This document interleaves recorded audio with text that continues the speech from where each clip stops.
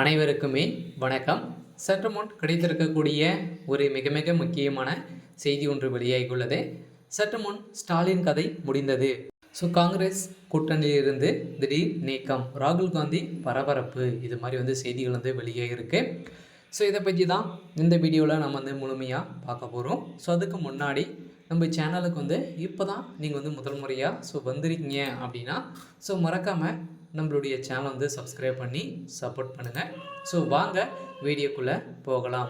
பார்த்தீங்கன்னா இப்போ பார்த்தீங்கன்னா ஒரு 2-3 நாட்களாகவே பார்த்தீங்கன்னா ஒரு மிகப்பெரிய சர்ச்சை பேச்சாக தான் பேசப்பட்டு வருகின்ற நிலையில் தான் இப்போ இந்த விஷயத்தில் பார்த்தீங்கன்னா காங்கிரஸும் ஸ்டாலின் அவர்களுடைய ஒட்டுமொத்த கதையும் பார்த்தீங்கன்னா இப்போ முடியக்கூடிய அளவுக்கு தான் இப்போ நடந்திருக்கு.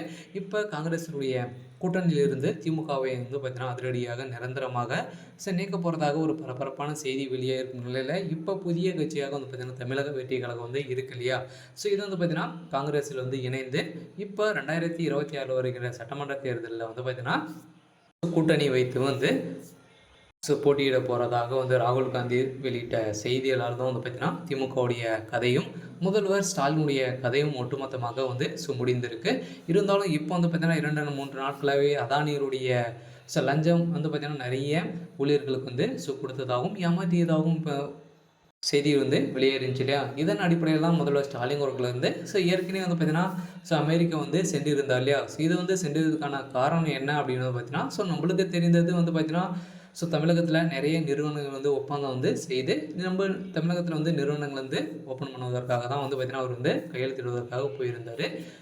இருந்தாலும் இப்போ பார்த்தீங்கன்னா வெளியிடக்கூடிய செய்தி என்ன அப்படின்னு பார்த்தீங்கன்னா இப்போ அதானி அவர்களும் முதல்வர் ஸ்டாலின் அவர்களும் இணைந்து பார்த்தீங்கன்னா அங்கு நிறைய முதலீடுகளை செய்து பணங்களை குவிக்கக்கூடிய அளவிற்கு பார்த்தீங்கன்னா இப்போ வெளியேறக்கூடிய செய்தியால் தான் அமெரிக்கா ஒப்பந்தங்களை வைத்த அனைத்து நிறுவனங்களும் பார்த்தீங்கன்னா நீக்கிய சம்பவத்தினால இப்போ அதானி அவர்களும் முதல்வர் ஸ்டாலின் அவர்களும் சிக்கிய சம்பவத்தினால பார்த்தீங்கன்னா இப்போ ராகுல் காந்தி அவர்களுக்கும் ஒரு மிகப்பெரிய தலைவலியாக தான் சுவிந்திருக்கும் நிலையில் தான் இப்போ ராகுல் காந்தி எடுத்த முடிவால் இப்போ பார்த்தீங்கன்னா காங்கிரஸிலிருந்து நீக்கப்பட்டதாக முதல்வர் ஸ்டாலினுடைய பேர் நீக்கப்பட்ட சம்பவம் பெரும் அதிர்ச்சியை ஏற்படுத்தியிருக்கு.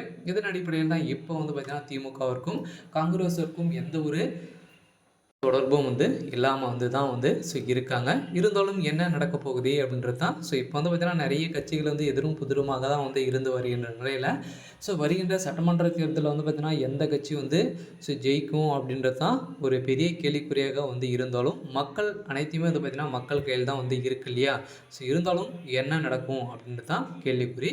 இருந்தாலும் முதல்வர் ஸ்டாலினுடைய ஒட்டுமொத்த கதையும் முடிந்திருக்க நிலையில் இப்போ திமுகவில் பார்த்தீங்கன்னா காங்கிரஸிற்கு மிகப்பெரிய அவமான பேரை கொண்டு தந்த சம்பவத்தினால தான் இப்போ ஏற்கனவே உதயநிதி ஸ்டாலின் அவர்கள் பேசிய சம்பவத்தினால பார்த்தீங்கன்னா ஒரு மிகப்பெரிய கலவரங்களாக வெடித்திருக்கு.